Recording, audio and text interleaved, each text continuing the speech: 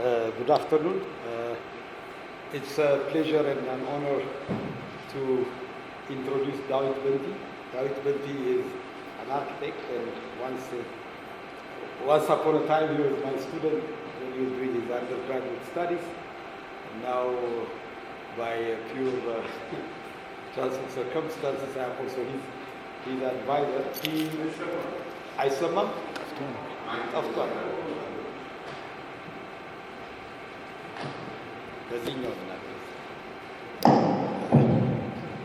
Yes.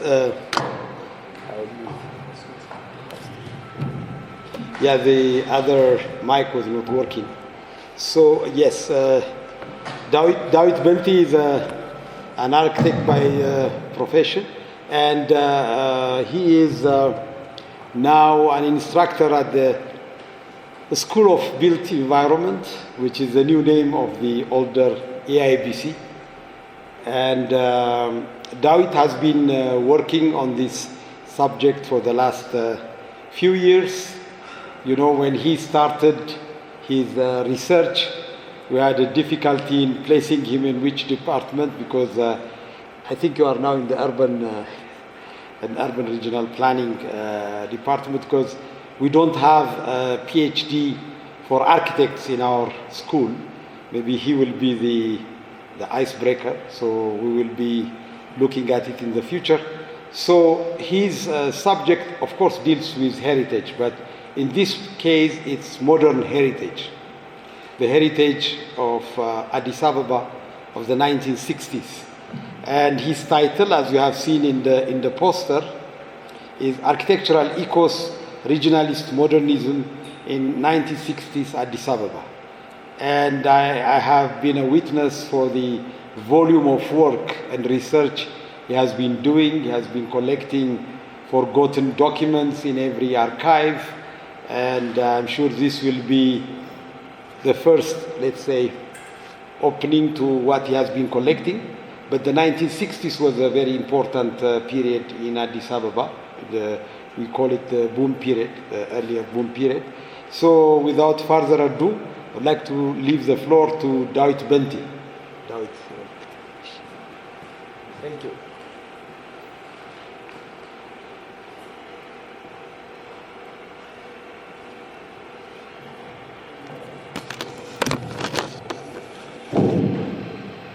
Thank you very much. Can you hear me? So it's very humbling to speak in front of professors, very knowledgeable people. Thank you, Professor Shifarao, Professor Alula, for giving me this opportunity. And I'm very much indebted also to my advisor, Professor Fasil.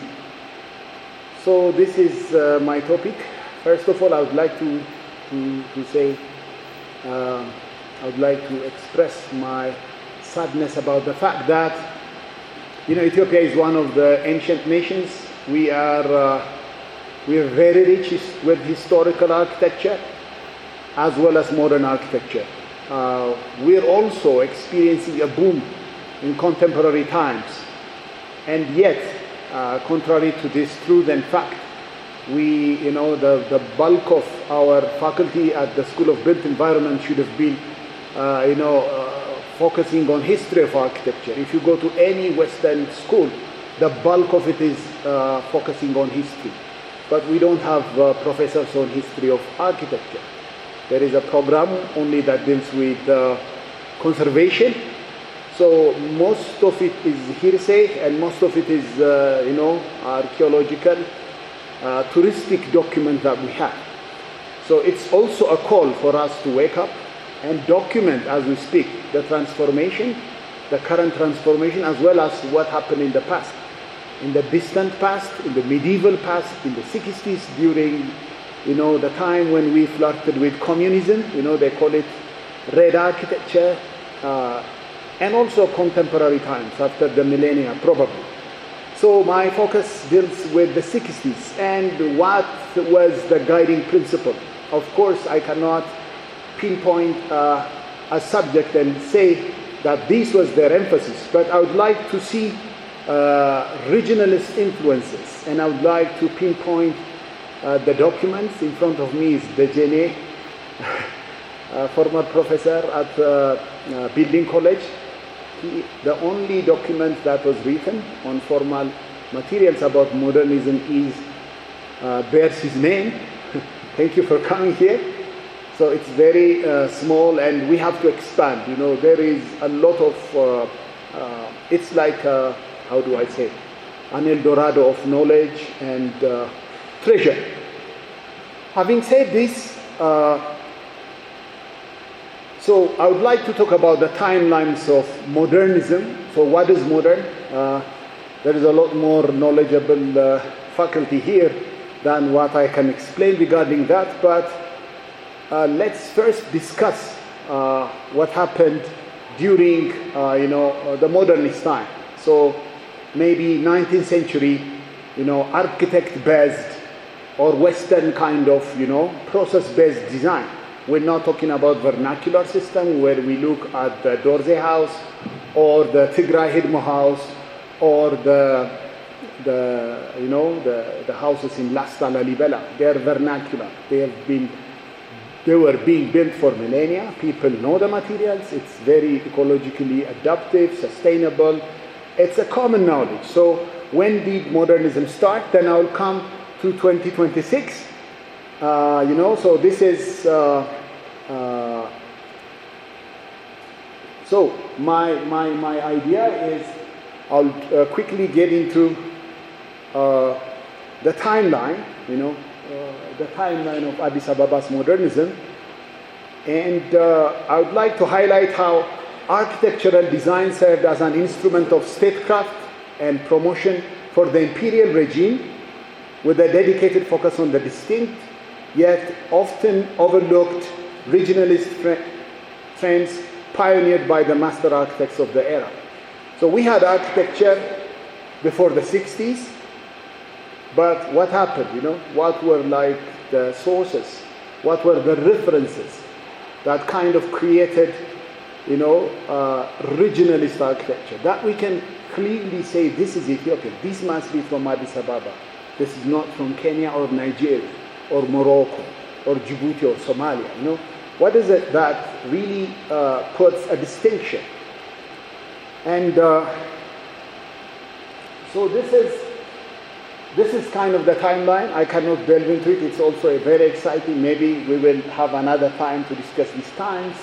So the first thing is the Adwa victory and the interwar period. After the Adwa victory in 1896, Ethiopia opened up and it became a country to reckon with. It's now a power, so no one can anymore claim it, as an unoccupied territory. It has its own civilization, calendar, language, culture, everything.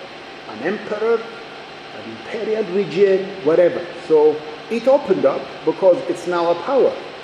So before these two wars, I called it an interwar period. It's just the product of my research. Don't ask me for references. So this interwar period produced architecture, and it's well studied by Professor Fasil and Pete Nieder from Germany. So they gave it the name Addis Ababa style architecture. So for about 40 years there is architecture. It's a fusion, We cannot say it's Ethiopian because there is a lot more element, vernacular element. You might see it like some of it in Egypt because you have, Armenian influence, Indian influence, Middle Eastern influence, and Arabian influence, Ethiopian, and Italian. So it's just a kind of a mixture of styles, and we call it Addis Ababa style. But it might not 100% be distinct because you would see some features in the east coast of Africa, like in Kenya, and in Egypt also with those mashrabia, the verandas, the terraces. So we cannot specifically, and it's not top-down kind of, it just sprung up from bottom up. It was a community-driven exercise. There is shortage. There was no cement, no lime. It had to quickly be designed and produced. So the emperor might not have a say. So even the emperor's churches had Indo-Islamic influences from, designers from India.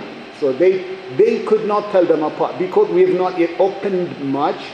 The emperor did not travel, although he had an idea. Emperor Menelik did not set foot outside of Ethiopia. And most of the nobility also had not had the ability to travel.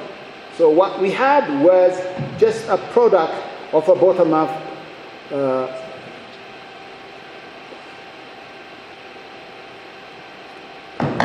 yes. Can you hear me? Yes? Maybe? Okay, I'll try. Yes, thank you very much. And I'll try to be loud. So it's like a bottom-up thing, but with the 60s, something different happened. Then the Italian occupation, it also entirely challenged it, and it's also the least discussed chapter of our architecture and urban agenda, because it's occupation, nasty things happen, so it's little discussed in academia. In our school, we don't learn it. Although massive amount of development took place in those 5 years, well documented, well designed, the urban intervention was massive, and yet we did not discuss it. Although the imperial time used it to house the bureaucracy for more than 20 years, from 1941 until 1960s. In fact, if you go to the immigration, we're still using the Italian built building, the Gannat Hotel, the Ministry of Defense up until recently, it's still being used, Palazzo Rattieri and what have you. So many buildings and urban interventions, and we need to study also and invest it. So those 5 years introduced massive amount of urban planning and architecture. Then I called it the third one, first slumber from 1941 until 1960, 58. It was a slumber, it was the British time, so there were about 3 British architects. They did, few developments, the Gandhi Hospital, the Torhailot or Lids Eye Hospital, the Wingate School, the Tafari Makonnen dormitories, the Menelik dormitories, and Siddetanyaw Medhanya, the Miskaya Hezuna. So there were a few architects, British, and then there is also a Swedish architect. And so there is a series of 3 British architects that came and did a degree of intervention. And you would know better than I do that, we were still under a kind of occupation by the British. So, and also restoration. Our educated people were killed by the Italians. So, raising the first generation of artists, architects, engineers, physicians, it was a tough job. And also when Ethiopia was liberated, the whole world went into war. You remember, when we just came out of occupation in 41, Europe went into the war. So there is no more foreign direct investment flowing into Ethiopia. So still barren, nothing much happened, and whatever the Italians built was kind of enough for the bureaucracy then. We used the Ministry of Education and everything built by the Italians. Casanches was a posh and plush place, and Popolare still is nice, so most of the urban intervention was by the Italians. Then it was very sleepy, and something around 1960s happened, and according to me, after the end of this discussion, we'll have more questions than answers, and I'm sure you'll grill me afterwards. But the 1960s, the establishment of the UNECA, United Nations, Economic Commission for Africa, which even Britain was part of it, because we had colonies, Belgium, France, Egypt, very few African nations. So they were part of it. And the ECA had to open in 1958, and it used as the main office the Palazzo Acca, which later was the Ministry of Defense. And you can see all images where the flag of the UN was waving, and they had nowhere to converge or to convene, so they used the spaces of the parliament built by the German architect Kametz before Italian occupation. So he used the parliament, and he had to order Arturo Michelini, who was practicing in the then Eritrean Federation. He had to come and build in no time. In 18 months, the building design and completion, it was being built in three shifts. It had to be done, and they had to also crack the financial bureaucracy. So for me, that was, the beginning of architectural modernity. And 60s to 1973, the revolution. In this space of about 13 or let's extend it in 15 years, more than 150 high-quality buildings were built. That is excluding those fancy villas around the Lideta airport and Kasanjis and so on. More than 150 high-quality buildings were built in a matter of 13 years. And it was built at breakneck speed. Huge, boulevards were opened up. I would say that was the first major corridor development because, the emperor had to raise, houses, settlements around Churchill Road, the Tege Road, around the Sheraton, that road. So many roads. Images will show you that a lot of destruction of even the tukul houses with grass-touched roofs were so many, It's very sad that we did not document. So I had to collect images from individuals, and I have to thank Zeribul Gulte, if he is here. He gave me, hundreds of images which he collected. So it's really at the back depicts which houses should be demolished. And in that scale, in the 60s of Addis Ababa, it was huge. So then it is the second slumber after 1973. It's left wing for the masses. Art had to be redefined, So nothing happened from 1973 until 2000. In fact, nothing is qualified. I could not see nothing. It's undermining the architects that practice. But what you can mention, at that scale. So in the 60s, I would also like to remind you that music flourished like crazy. Literature, it exploded. Music exploded, the Ethiopians. And that Falsetto had to resurrect the music that we lost. The Ethio jazz and writing and playwrights, performing arts, Sagai Gabramede, and directors, everyone, Skundar Bogosian, the artist, Gabriel Christos Desta, major artist Afort Takle. So art, they called it efflorescence, the time of flourishing. It was unprecedented amount of work and high quality. And literature also blossomed, music blossomed. We cannot recreate the music by the Kibur Zavenya, the beats, the funky, very soulful music.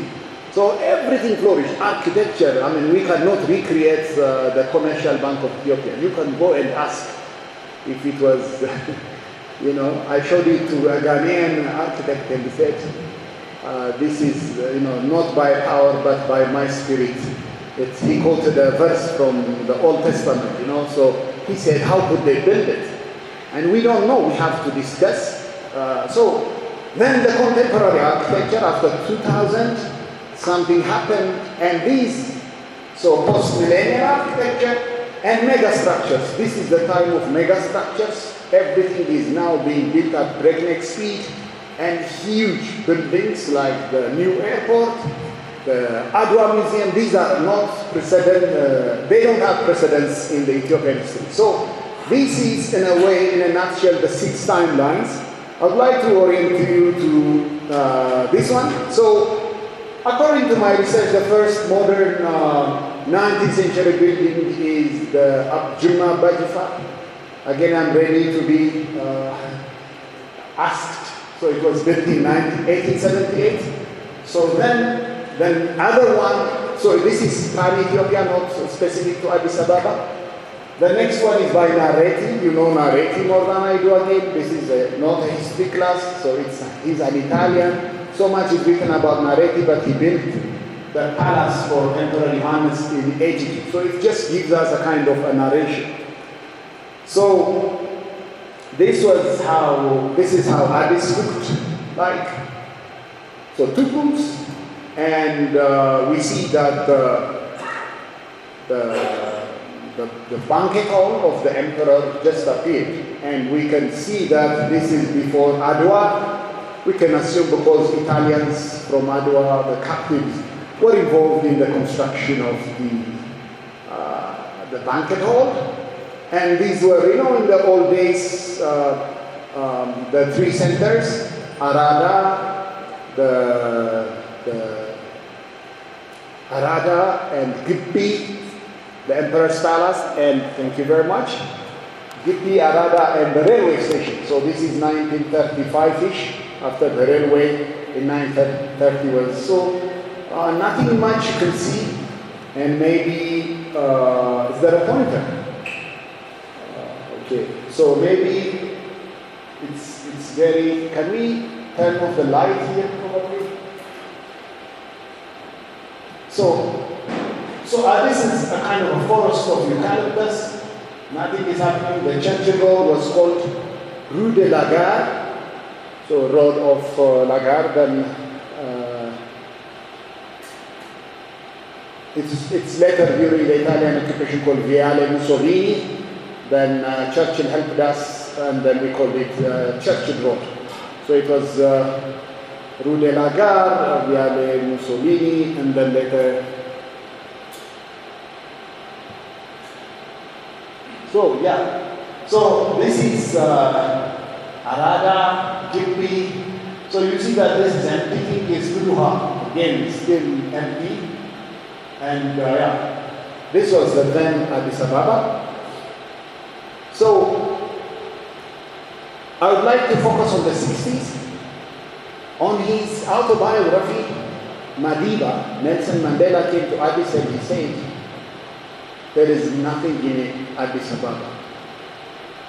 He said there are only goats and tukuls, and the worst building in South Africa is better than the buildings. And he referred to two buildings in Addis Ababa that were worth mentioning. The college, these had been changed after the 1960 December carnage. The emperor already had left it and moved to the Jubilee Palace. He said both were palaces, he didn't know. The college and the palace, except these two buildings, there is no building worth mentioning. It's filled with goats and tukuls. So it's just a wake-up call for the emperor. And mind you, there was also the coup d'etat. So there is an alpha male coming. So there is a tremendous change. And Africans are also coming. There is no apartment. There is no apartment building. There was no franchise hotel. It's only a boutique hotel. Gion Imperial Hotel. Ethiopia Hotel had to be built. And the emperor, I did an interview of the Jazmach Mangasha Sinu, and he said he was always coming, even in the midnight, to the site to check on the progress of the ECA hall. So the first, I will now get into my topic. The first thing is the imperial, So we are getting into this topic. The first thing is the imperial lineage. And Serge Dewar, Professor Serge Dewar, a very good French, I don't know if I have pronounced it. I'm not francophone. Serge Dewar or Serge Dewar, I don't know. So he talked, he has a fantastic book in French about Addis Ababa from its establishment in 2016, and he talks about the emperor trying to reconnect himself to Aksum. So he had to have this mantle, he had to show off to the world that he is along the continuum the Abyssinian ruler continued. He is not foreign to it. So he had to invent an image. There could be many more that I know. Iconographers, those who study symbols. I don't know, there are art historians here. So he had to use that as a reference. Most of the buildings in those times must have his identity. So this is the first. This is the triangle. So people call it the Mercedes mark. So this triangle, it's the mark of the Trinity. So documents, verified documents say it symbolizes himself. He chose his crowning name Haile Selassie, so this is the Trinity. It's one object, but three, So the power of Trinity. I discussed with historians, and they say Ethiopia shall raise her hand and put it in two solid legs, and one pointing out. So it's open to interpretation, but he used this symbol in most of the very important buildings. So he wanted the buildings, And buildings, by the way, are the most important means of stating one's ideology. We only think of music, we only think of art, literature, but architecture, they call it the mother of art. And we don't discuss architecture, but architecture, Anywhere you go, you either visit nature or architecture. Or if you go to Vienna, you will want to see music, classical music. Otherwise, if you want to go to Paris, you go see the river Siena or Notre Dame de Paris, or I don't know, if you go to... So, buildings are very important. And Haile Selassie knew this. Haile Selassie, so for the Emperor Menelik, they hadn't had time to look back and order things. But the Emperor coined this one. I have found that it is designed and built by Papazian. He is an Armenian artist for the emperor. And Richard Pankhurst told that this statue is completely removed to Italy and had to be brought back in the Observer with... So these are like nicer images of what Papazian did. So triangles, so there are images if you see of the empress and the emperor. So this is very basic to the emperor. I will show you how he used it. Again, in his coronation in October of 1930, I have to always adjust the Ethiopian and European calendars. And you have all these, the symbol of the Trinity. So that is, so for the emperor, the sovereignty of a nation is derived from himself, not from the constitution or from the parliament. So there is always the desire to create Ethiopia based on the person of the emperor. So it is of utmost importance for him to communicate and to almost always enforce the idea that he is central to the nation. In fact, when the revolution happened, many military people did not dare to shake, the imperial system at the outset. So, again, according to Professor Sergei, this is the first also the monument that the Italians demolished, and it's capped by the cross, the Haile Selassie cross, or the Haile Selassie star, now we can call it. So it is also in some literature discussed as Star of Solomon, Star of David, so many materials. So for now, let's call it the Star of Haile Selassie. So there is this star, and the emperor had to send experts, through the sea via Djibouti, and he had to send and get direct measurement from Aksum. And Professor Richard Pankhurst said that it's a Polish engineer Very interesting. Polish engineer who built this one. There is a steel structure to design it. So this is so the traffic police used to stand here. And as invasion, the Italians brought the Star of Roma, the Pentagon. So they put the Star of Roma at the top. And sometimes after a few months, 9 months or so, according to Serge, they demolished it. They completely destroyed it. So they have to destroy anything and everything that harkens to, that alludes to the emperor. And finally, Haile Selassie built this kilo circular, or let's say some kind of circular, and it says Yehuda Ambassa Dula. So this is because of the light, it says Yehuda Ambassa. This was the first, after a few months after May of 1941, maybe the next year, 1942, he just inaugurated it. That is still kept by his star again. So it hadn't had, until 1955, it hadn't had this circular thing around this, and I still don't know who built it. Again, in memory for those people slaughtered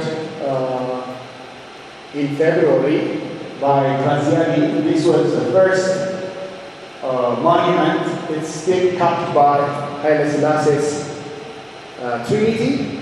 And this is Beta Mariam from Lalibela.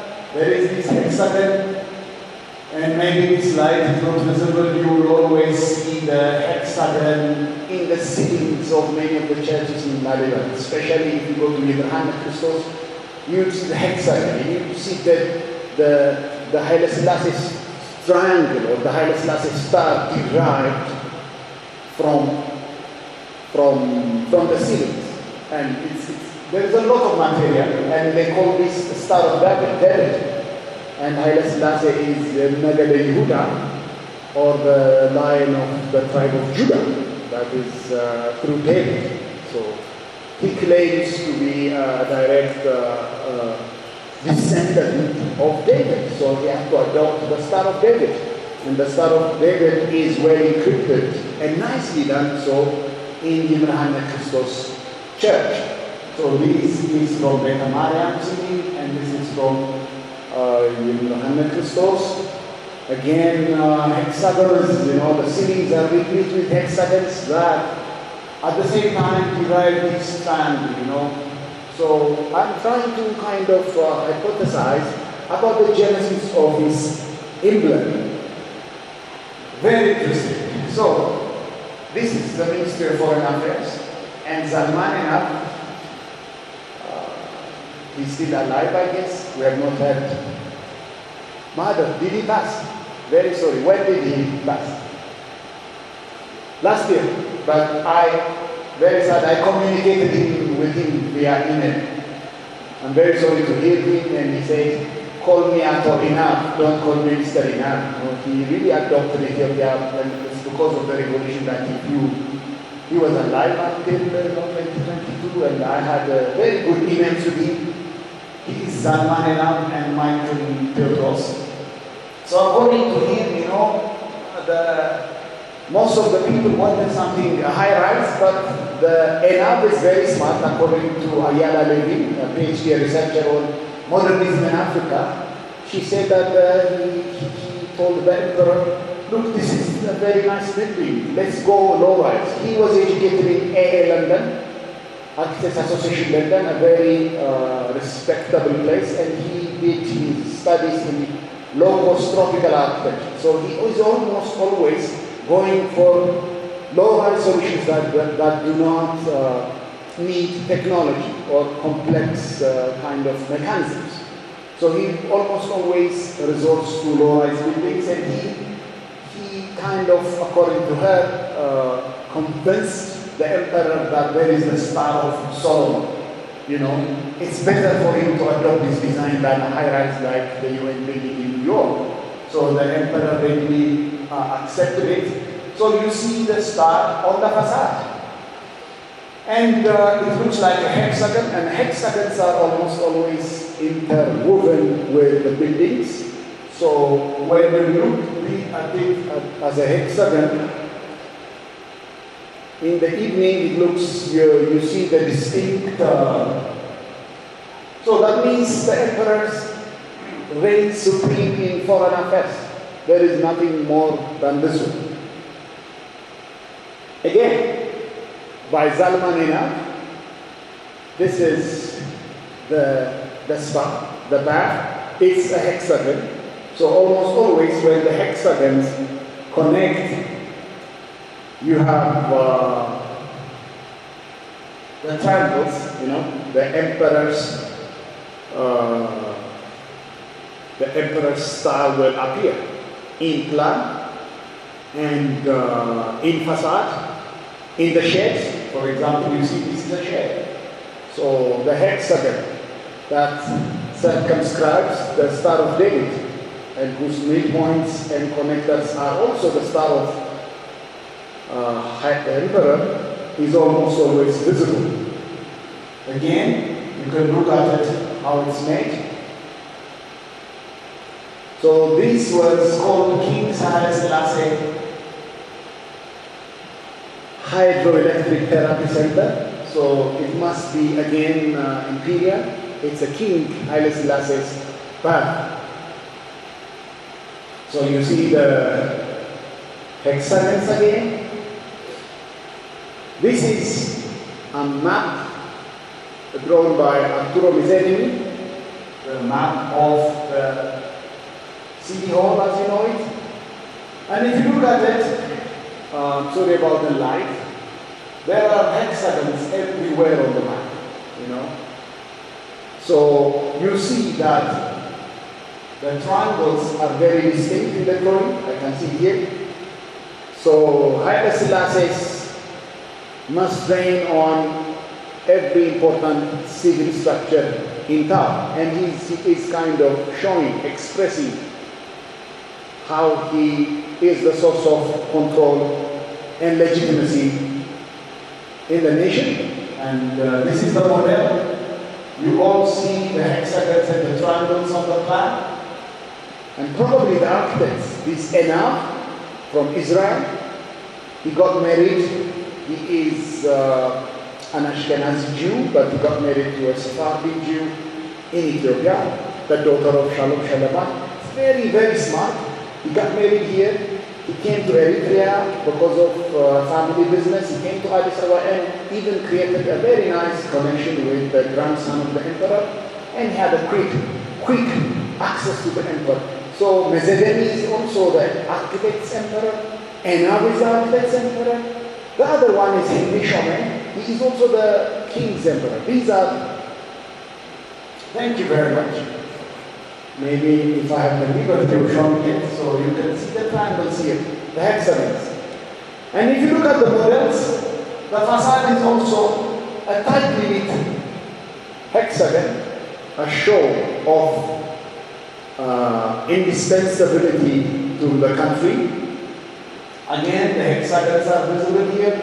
This is a hexagon. This is a modified version of what is being built. So you see that you can actually understand his. And what does it mean, people will speak of very funny stories, but this is, for me, as someone trying to be a historian, I cannot claim to be an architectural historian in the presence of Professor Fasil, at least here. So, this is, so if you are situated here, you can see the whole of Addis. Addis was opening downwards, and it's a very vantage point. There is almost 100 meters of elevation between this, Harada, and there is no escape of the hexagon even in the interior. You must see everywhere. Again, the hexagons are visible, and it's also good to look on the furniture. So So that means there is no, so I took this image. You can see the city from the emperor's vantage point. The whole city, you know, the whole tower is under the keen eyes of the emperor, the whole thing. So this is how he built, regionalism. Again, the Ethiopian Women's Welfare Association building in front of so hexagons are everywhere. In fact, recently, thanks to Mahadar, I got a document that the architect is Dr. Engineer Architect Ibrahim Khamen. He sounds Egyptian, but he has a French citizenship. Again, another French person with a Middle Eastern name and coming and studying Ethiopia and trying to impress. And this is one of the most fashion-flash place in the cities. And according to me, this is the last building that the emperor inaugurated before the overthrow, around Meskel, 1973. So this is the last building. Probably one contender will be the Housing and Mortgage Bank, designed and built by Kovacevic. So these are the two contenders, but that is another topic. If you look at the seats, even at the ECA, the chairs have to be like this one. And it's no coincidence. If you look deep, the level of material, is too much, and it makes you paranoid trying to look. I mean, even you can see this start in this building. This is built by Khamed, and the low building, what's the Luke's house, everywhere you can look at it. And my paranoia took me to this is a hexagon. It's renamed building vertical, how you say it? The Mayans, the Sunbreakers even have a hexagonal cross-section. Look at how everybody must please the emperor and how everybody must bow down to him, even in the details. So this is a hexagon. So this is the start of the, even the emperor is present in the apartments. This is Ras Muligeta's apartment. So the next one is settlement pattern. The first is imperial lineage, imperial identity as a source for regionalism. This one is settlement pattern. So this is again the building. We came to the same building. So this is the Ethiopian Women Welfare Association building. So it had this plan. So at the center is the kind of the palace. It's very Aksumite if you look at it. And you see the cross, any Aksumite motif from the steles or from the continuum, from Lalibela, this is visible. And you have these tukul, this could be like the palace, and a dignitary or the house of the nobility, and the rank and file, everyone living in the tukul.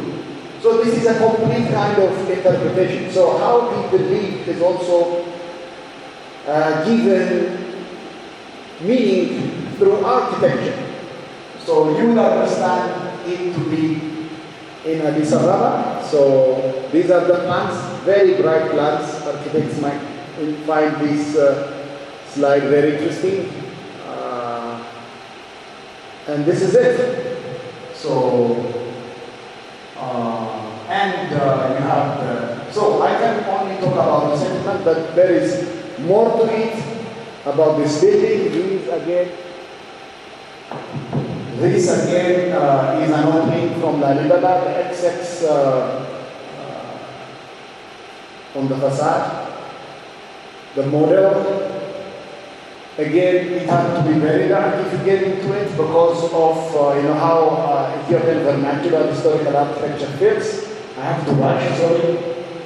Then again, it could be anywhere in northern Ethiopia, and monkey heads. So these are the details from, very nice opening, the top view I took from Mahadar's house. And it's interesting also, the section is very nice. It looks like Masob, doesn't it look like one? He even talks about the top thing, and it tries to justify, the way he used the top looks like the handle of a Masob or any other basket, Ethiopian basket. So, the vernacular, again, another reference point is the vernacular, to create regionalism. So this is a very interesting point. Henry Chaumet, the French architect, loved, you will see amongst his works, he loved the vernacular, the tupuls. In fact, the sarbet, which I don't have the picture here, is just a sarbet, modified to be fit for modern times. It's one of my favorite buildings in town at Gion Hotel. This is modified to give, multi-level experience inside. And look at these Addis Ababa style balustrades, the way you go up, but reinterpreted in modern ways, the interior and everything. This is fascinating, and you cannot replicate it. The details are fantastic. Again, this is the image, the first image of the commercial bank of Ethiopia. So, literature hasn't that. Not many wanted the reputation of Urak Hamlet or Kibran Gabriel again, This is a very vernacular building in Anahaik, so everyone revolted and he had to adopt it. Because the Ethiopians, the educated ones, almost always wanted something that looks like it is from Geneva or New York or Paris or London. So they really revolted against this design. So this is presented as a model to the guests that came in May of 1963. So all these buildings of their models were given to the heads of state that came for the first OAU conference in May of 1963. But it had to change like this, look more sleek, modern, Western, contemporary, and so on and so forth. The other one is monumental historical architecture as a reference. Again, this is very famous. So this is Lalibela at Aksum. But it gave, if you go to Hilton, it's dark. I love it. With the punna and the incense and the myrrh and the smell. It just evokes a feeling, especially before it was whitewashed. You have these travertine, Harar travertine, or sandstones. They look exactly like Lalibela. And these brutalist architects, a team of architects, were doing Hilton's job. They even did the Hilton in Cairo. So they really went to great lengths to study who we are as a nation. So they built Hana Hotel, Hoha Hotel, and Roha Hotel, and Yeha Hotel as well. So they really studied. They had studied fabrics and basketry and so on and so forth. So I cannot go to those because I'm limited to Addis Ababa. Look at these details, the wood. It's fantastic replica of, so vernacular architecture. So this could be any window, from Aksum. In fact, they have also integrated these cave art inside the interior. So there is, excellence. There is study of oneself. There is a degree of scholarly depth, and so on. They just don't design, these people. So this is the Aksumite detail. What is it called? This is in Tigrinya. What is monkey head? What is he? I forgot the word before it's in German, monkey head. So, is he having or I don't know. So these are the heads. So these are like imitated even by the Aksumites themselves, and even the stoneworkers, the masons also copied these horizontal buildings. So you have a row of wood and mud and stone. Wood, mud and stone. Wood, mud and stone. Wood, mud and stone. This is found only in Ethiopia, and it's called Aksumite technique. So the Lalibela, so Lalibela, the Zagwe rulers copied Aksum, and also Yohanna Christos is a fantastic example. So this is a very interesting for me. We discussed, and I call everyone to go and visit Bethel Makonnen Church, a Protestant evangelical church, completely modeled after Yohanna Christos. So when we wanted to imitate Greece and Rome, the Italian architect Mazzellini said, "You have enough material at home. Why do you go and copy, neo-Baroque?" In fact, there is a problem because the emperor, once before the war, brought in Baroque style, neo-Gothic, and so on and so forth. But Mazzellini, the master architect, he did the Aksum, what is it called? Sanctuary, where we say the replica of, or the original Ark of Covenant is found. So he was commissioned in 1952 to design that building, and he designed it. And he has known us inside out. So what he recommended for us is not something from Rome. He said, "You have enough." Even, he recommended a very conservative, orthodox design, an Ethiopian principle, to an evangelical church. And this is a lovely motif from Yohanna Christos, even the opening. So it's very solid. This is word and in concrete, of course. So why not? It's just an eye-opener to us. Wake up, Ethiopians. Why do you want to imitate the West? You have enough windows, openings, symmetry. And in fact, he must have deliberately dug the places to give it a kind of a cavernous feeling. And you have to really go down and it makes you feel like you're visiting Yohanna Christos Church inside the cave. He really must have cut. I doubt. And I stand to be corrected. Look at this window. He just used Ethiopian window. And he closed it. If you get into the church, it's amazing. Professor Fasil is doing an amazing work of renovation in that church. All the windows are from the top, nothing floods you. It is really spiritual. So by looking at what the masters did, by referring to the past and adapting it to the current times, this is Yohanna Christos Church. It doesn't open because in the Ethiopian system, you don't even see outstanding churches. I don't want to be religious and get into politics, but it's very inward, the Ethiopian one. It's dark, isolated, try to be one with God, with the divine, and so on. I have to rush. Look at this. It's just dug under the ground floor. An amazing church. One must visit it. Again, maybe everywhere he has a chance in this building, everywhere he finds, he does these horizontal things. Even Henry Shome uses this Ethiopian Aksumite principle of, alternating lines in his buildings. And mind you, there is the story of the hexagon and the star as the openings as well. Then Mazzellini exploded his ideas on this commercial bank of Ethiopia at Addis Ababa. This is fantastic. If you go there, it's like a pilgrimage. But no one, Italians wrote about Mazzellini's architecture did not set foot here. Look at how he used the forms. Look at this. This is the entrance. It could be to any of the major churches in the north. Isn't it dignified?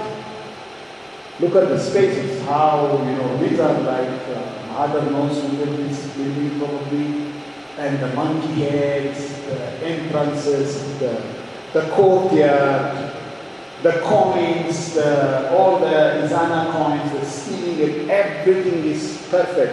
And mind you, this building is old, very old, and yet looks very fresh.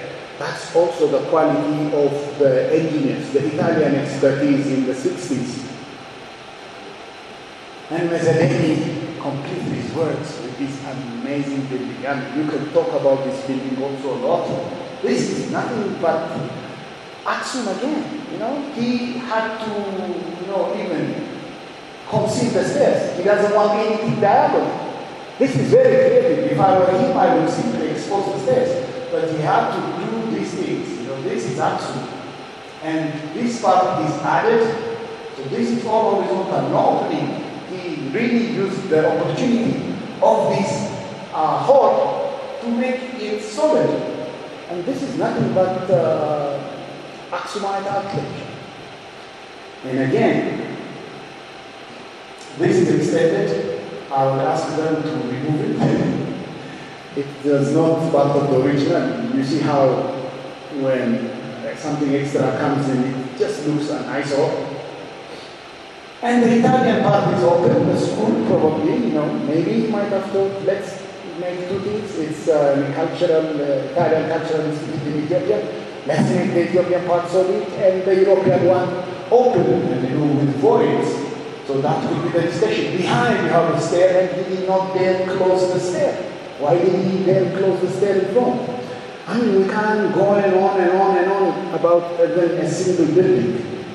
The next one is embroidery and decoration as a reference to regionalist ideas. So this is embroidery, maybe it's skin deep, but you would look at many buildings. This is an image of Addis Ababa Bank. It was later Indian tapes they had in Savala. There is I don't know. But you have very nice embroidery used by Henry Shomet. Another fantastic building, the building, they say, I'm wrapping it up. Excuse me, I can talk and on. So this is the cross from the Brother Selassie. Princess Gebesha, wife of Ras Kasa. Ras Kasa was born in Gondar and grew up, so this is like in the scenes of the Brother Selassie, you have these crosses. Probably here you have a wall and humans coming from the openings and very interesting cross from, again, embroidery and decoration. Basketry as a reference. And when this was painted, you see that these look like, woven thing in a very interesting modern building. One needs to look more into it, and I thank you.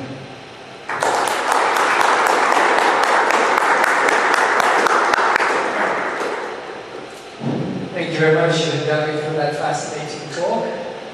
I think before opening it up to questions and answers, I'd like to call on Professor Fasil to, as Dawit's advisor and as the most prominent historical architect in Ethiopia, to give a few comments.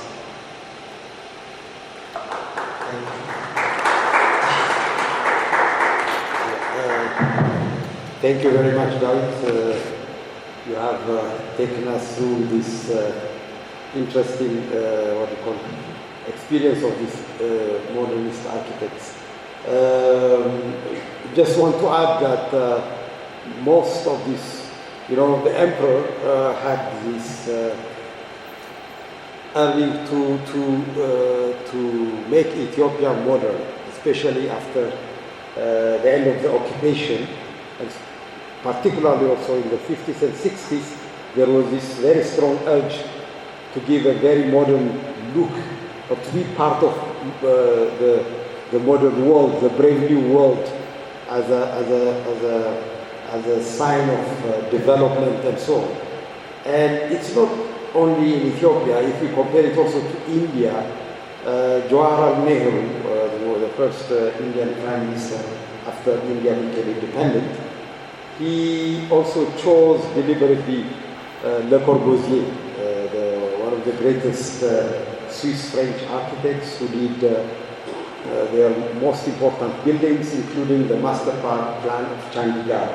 So there was this urge somehow to bring modernism as the new, the way of showing that this country is not backward, traditional, but going forward.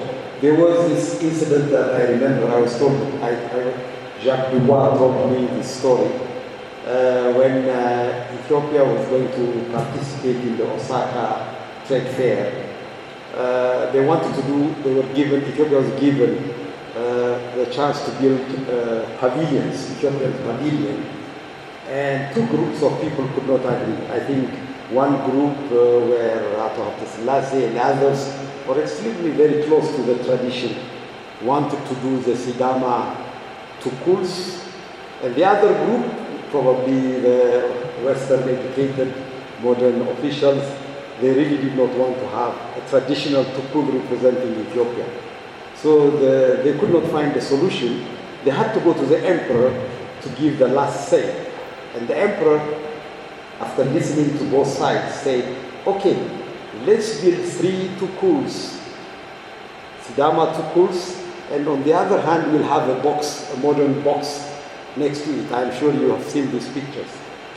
And they did that. And to build these 3 Sidama Tukuls, they had to take 7 traditional builders from the Sidamo area from around Awasa to go all the way through Rome to Japan. And they had to prepare the bamboo and they built it. It's interesting that the Japanese media filmed everything from the beginning to the end. Not the modern building, the building of the traditional tukuls. And many, many years ago, later, I saw a very modern fruit pavilion designed in a most interesting structure designed by a female Japanese architect, which looked very, suspiciously like the Sidamo tukuls. So even though the tradition looks backward, primitive or whatever, there is a lot of knowledge behind our historical architecture and tradition. And I think these people, like Henry Chaumet, Arturo Mezzidini, and the others, when they came with this proud stature of making modern buildings and impressing us. But they eventually moved when they lived in Ethiopia and saw what kind of architecture we had, their work started to be influenced. So the last, I'm going to squeeze Dawit to emphasize this, that the last part, from the beginning, they came as modernists because Chaumet already was also in other African countries, and moving back, coming to Ethiopia, they were influenced by the traditional architecture, where elite or vernacular, and started adopting this work, and that's what you have seen. So thank you very much. Architecture painting in a creative art, and I see the explanation of Dawit Benti. He did a very good storytelling. Since we are discussing about the 1960s architecture, allow me to call you Dawit Benti. I believe it's a famous street. So, my biggest question is, why we need to learn about the 1960s architecture back again?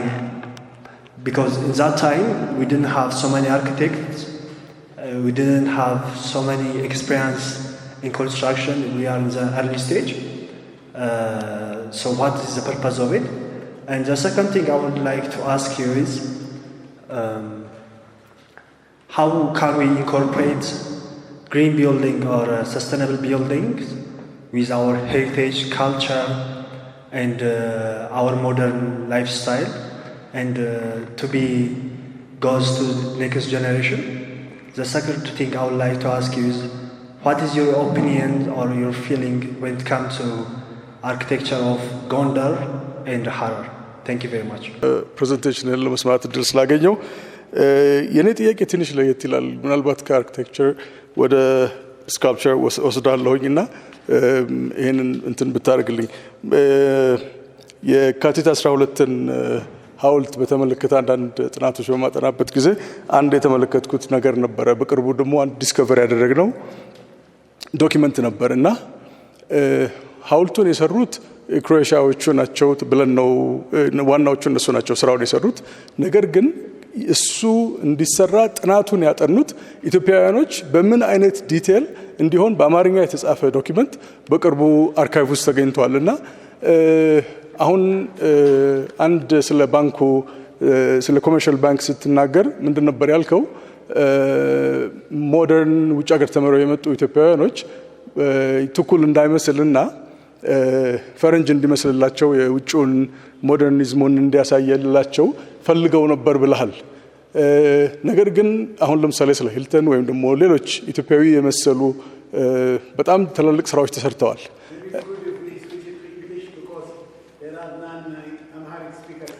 እሺ ብዙ አይደሉም ብዬ ነው እሺ ከመጀመሪያው ወይስ እሺ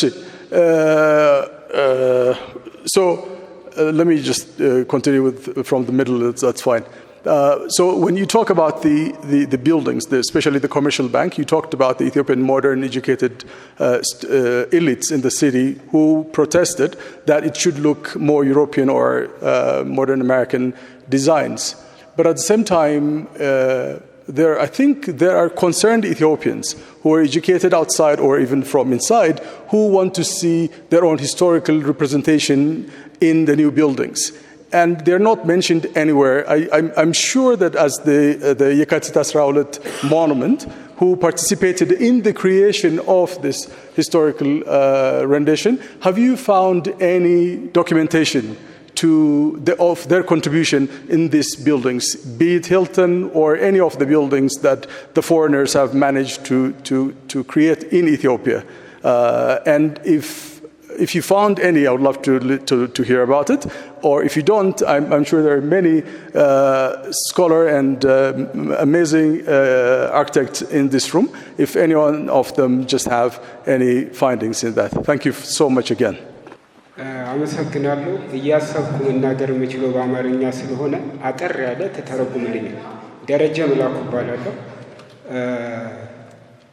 የቀረበው ጽሁፍ በጣም አስተማሪና ታሪካዊ ነው እኔ በጣም አጭር ጥያቄ ነው መጠየቅ ፈልገው በዛ ዘመን የተሰሩ ብዙ ህንጻዎች አሉ የሉም ስለሌሉት ማውራት አልፈልግም ነገር ግን አሁን ይቀርቡትን በአካዳሚክ ወይ በእናንተ ጥናት አድርጋችሁ ለማትረፍ የሚደረግ ጥረት ካለ ማለት ነው ለምሳሌ ፒያሳ አንድ የቀረች ነበረች ሲኒማ አምፔር ከ40 ዓመት በፊት ልጅ ሆኜ ላቭ ስትሬት የምንላት በኢምፓየር እሷም አሁን በህይወትና በሞት መካከል ያለች ትመስለኛለች ኤኒዌይ የቀሩትን አሁን የሰጠን በጣም ጥሩ ነው ትምህርት ነው ግን ለወደፊቱ እነዚህ አርኪቴክት ተማሪዎች አዲስ አበባ ምን እንደምትመስል ማወቅ ስላለባቸው በአካል ከአካዳሚክ ከሪሰርች ውጪ ማለት ነው እስቲ የሚደረግ ጥረት ካለ የተረፉትን ማለት ነው እንደ ሰማያዊ ህንጻ አሉ ግን ሰማያዊ ህንጻ የለም ፒያሳ መልኩ ስለተቀየረ ማለት ነው Thank you Dawit. My name is Mahadar Gabrameddin. I'm an architect by profession. I see the research being developed and also other layers are being added to your research. I want to acknowledge that.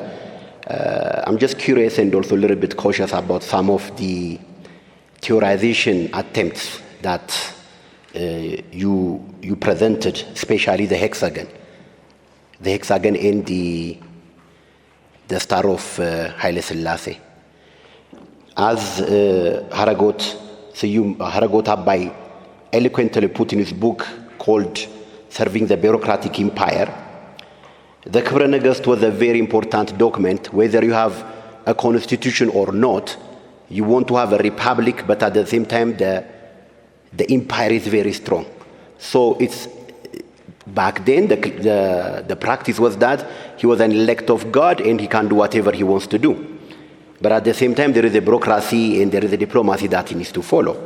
So I'm just curious, for an emperor who is very strong and unquestioned, undisputed, I really wonder why he really tries to attempt to this level to go to a detail of a Malian on an ordinary building, office building in Addis Ababa, to be a power exertion exercise. So it would be interesting, and I politely also challenge you to make this a little bit scientific, because, for example, if we take the Fluha, the hexagon, the skylight is a circular fiberglass dome. It's not hexagonal. If you go to the municipality, materiality will talk us in a different way, because that plaza is made out of a monotonous stone, but the joints seems hexagonal. So I am politely asking you, it looks a little bit far-fetched to bring these things and attach to the buildings, and I have not seen, I'll take your word for it, if enough said that that triangle is to convince the emperor, we need to have some written reference on it, because Nicholas Knebel also attempted this to come. I see these things in the streets, at least on the roundabouts. Here are 6 kilo, recently moved, in Rat Kilo or in Piazza, but I found this to be a little bit far-fetched. That is one. On the second one was the timeline. It would be interesting to know how the timeline is derived. I really appreciate to make some sense, to align architecture and urban planning to these timelines. Most of them are political lines, some of them are economical lines. For example, the 1930 coronation of Haile Selassie is a very important timeline, because a lot of buildings were done at that particular time. It shifted, similar to what you explained on the 1960s. And 1948 Ethiopian calendar, 1955, where the new constitution came about, that's also where all these buildings are done. Especially in the Derg era, from 1974 to 1991, we know in 89 we had the Qiyit economy, where many buildings were done in that area. They are many in number, so we cannot disregard them.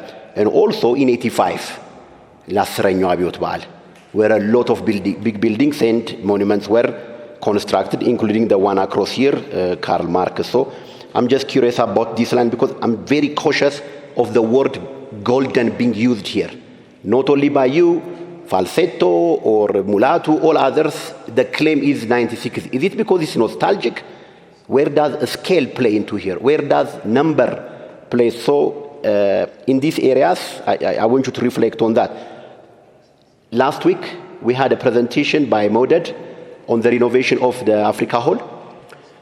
And the visitors, when we visited the space, the tour guides said that those mosaics, those rhombus-type mosaics, were to commemorate the African decoration, but in the words of the late Afwork Tekle, he said that was a remembrance for the 32 people who died during the construction of the African Hall. So I want to wrap it up, because this is an important reference, because the intention was not that. So if you go to the one you showed us near where the Derg Safet Beit used to be, all the other areas, all those mosaics were imported or brought from Asmara. So industrialization will pay this part. So in a nutshell, when you combine these things, these milestones and these claims needs to be somehow corroborated with either written documents or oral history. But I really applaud what you are doing, and good luck with your final output. Yes, I'm surprised. I thought you were abroad. Thank you for coming. So if I have to publish my book, I must go to him. It's high publishers, he is the one. So there is a fantastic book by Zarbo. You know Zarbo, the architect? He is one of the few ones that worked with Mezelebi. And he wrote it in his book, and he gave me the interview.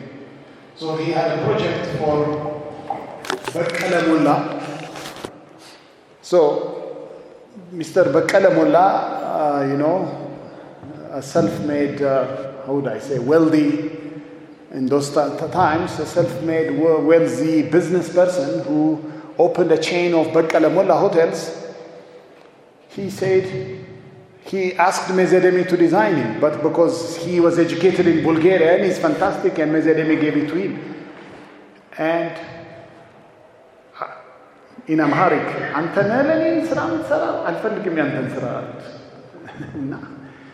ልክ አበሻን ማያምን ጊዜ ነበር ያን ጊዜ almost all the contractors and designers were Europeans, light skinned. There was not even a confidence on Ethiopian physicians. There even a story, a poetry, ምን ተርፋለሁ አበሻው ቀዳዶኝ የሚል ግጥም ሁሉ አለ። አበሻው ቀዶኝ አልድንማ መሞቴ ነው አለ። ፈረንጅ ቀደደው መስሎት. So he wrote that he thought it was Mizedemi who designed it. The በቀለ ሞላ hotel in Moyale, but it was Zerov, an Ethiopian educated in Bulgaria, and he was so happy. But the moment he knew that it was Zerov, he hated it. But then when he looked at the building, he was so amazed and wrote him a check to this young, freshly educated from Europe. So there is a big bias on who Ethiopians can do, and there is a big bias, in favor of something Western. So this thing came to my mind, and like you said, I have got a document, a sketch, and finding these sketches, we entertained I don't know how many revolutions, and every revolution comes at a cost of destroying the past. It's only now, after 50 years of the fall of the imperial time, that we are now able to discuss what happened in those days. It's still, backward, whatever, nothing happened. But the buildings, come on, go there. If you go to the municipality, the scale is mind-boggling. You cannot even put it in a camera. Even wide angle, you have to really go back. The scale, built for a few 100,000 people, still fits as an emblem for, a city of 5-6 millions. The foreign ministry, it became a mark for a seal of the Ministry of Foreign Affairs. The symbol of Mezedeni's building became a symbol for the municipal services. So these things are timeless, I would say. So there is a dearth of, finding documents of the imperial era is not very easy. You have to really hunt, individual images and, reconstruct, take a meeting, discuss, analyze, and so on. So I have one document that's sketched, but I still have to discuss with Professor Makonnen, or if there is Agenyo, with art historians and artists to know more about it. So we have to also find those people who really stand for what is Ethiopia. If I go to the first questionnaire, why we learn about the 60s? Oh my God. Then we will learn what architecture has got to do with politics, with economics. Where did the money come from? That is another topic for my PhD. What was the political condition? Another thing. Where did the money come from, It's like asking, where did the money come from, all this green development, Then you have to dig it deep. So it's almost always architecture and politics, architecture and economics, architecture and society. Then you can go into architecture and gender. We still have very few, Ethiopian women architects. I don't know if there is Rahel amongst us. There are no. Why? Then the question, and there were very few Ethiopian architects. And why?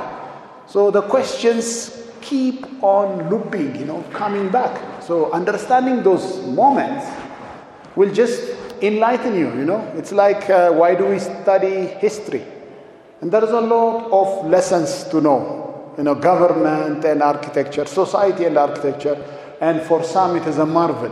And for left-wing, young, educated architects, it was decadence, I would say. Because, the majority were very poor. የገባርና የጭሰኛ ሲስተም ነው. People are suffering, there is, if you want to say, there is famine, poverty was rampant, not only in the rural areas, but also in the urban areas. People lived in slums, in very objectionable conditions. Then there will be, these are images that we love, but then architecture. As an architect, I have to study this one. The other is also studied among anthropologists, sociologists, psychologists, what have you.